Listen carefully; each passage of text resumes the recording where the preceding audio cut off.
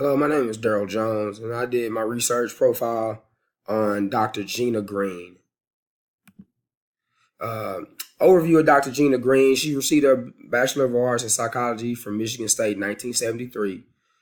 She also received her master's from Michigan State in 1975. She received her PhD in Analysis of Behavior from Utah State University in 1986 as well. Some of Dr. Green's career highlights: she was awarded an honorary Doctorate of Science degree by Queen's University in Belfast in 2005.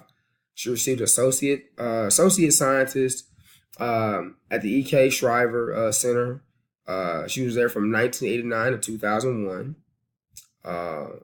Also, one of another big time career highlights was she was director of research at the New England Center for Children in Southborough, Massachusetts as well. She's also been a lecturer in public health and special education at San Diego State University. Her associations that she's been associated with throughout her career: Association for Behavioral Analysis International. She's the former president. Also, she was a part of the Association of Professional Behavior Analysts. She's currently the Chief Executive Officer, Fellowship of the American Psychological Association. And she's also the founding director of the Association of Professional Behavior Analysts as well. Dr. Green is had many accolades as well. Some of her awards and highlights: in 2000, she was the Mental Health Professional of the Year. California Association for Behavior Analysis Award for Outstanding Contributions to Behavior Analysis in 2013. New York State Association for Behavior Analysis and John W. Jacobson Award for Contributions to Behavior Analysis in 2013 as well.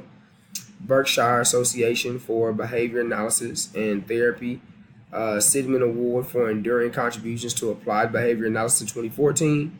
She was part of the Autism Speaks Provider of the Year in 2014 and the Michael Hemingway Award winner in 2017. Dr. Green, and she's also had a lot of good impacts also as well on the field of ABA. And one of those being her research concentrated on techniques to improve work with individuals with autism and developmental disabilities. There were a few things in there that she helped improve. One of them being prompting techniques. The other one was stimulus equivalence and rigorous behavior treatment. And so these were efforts in which that she took it upon herself to help improve in the area of ABA, where some were still looking at doing things the old way. She continued to strive for improvement and continue to look at different ways to go about different treatment with individuals with autism. And she's continuing on down that track as we speak.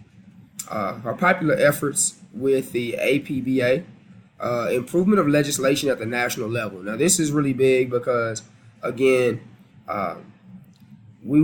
she wanted to make sure, excuse me, I say we, but she wanted to make sure that during her time in the field of ABA, that she wanted it recognized, not only just at the national level, but the international level also as well.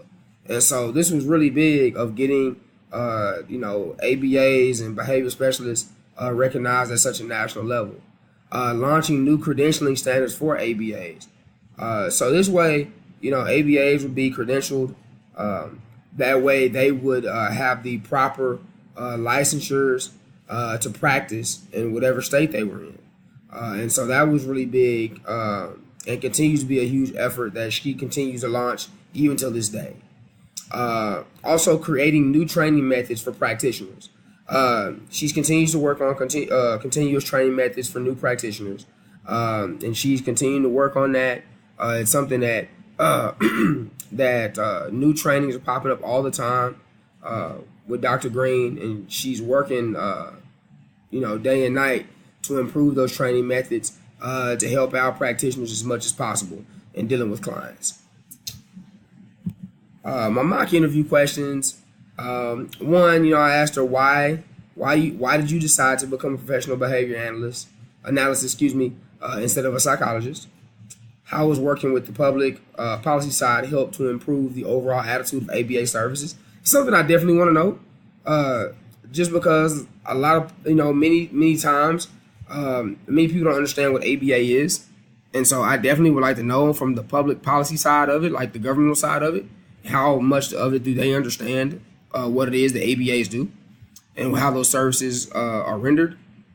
What does the Association of Behavior Analysts do, and how do they bring together the profession as a whole? Why are behavior analysts' credentials so important? And how do the credentials play a role in the field? And what challenges does the future of behavior analysis face in the future?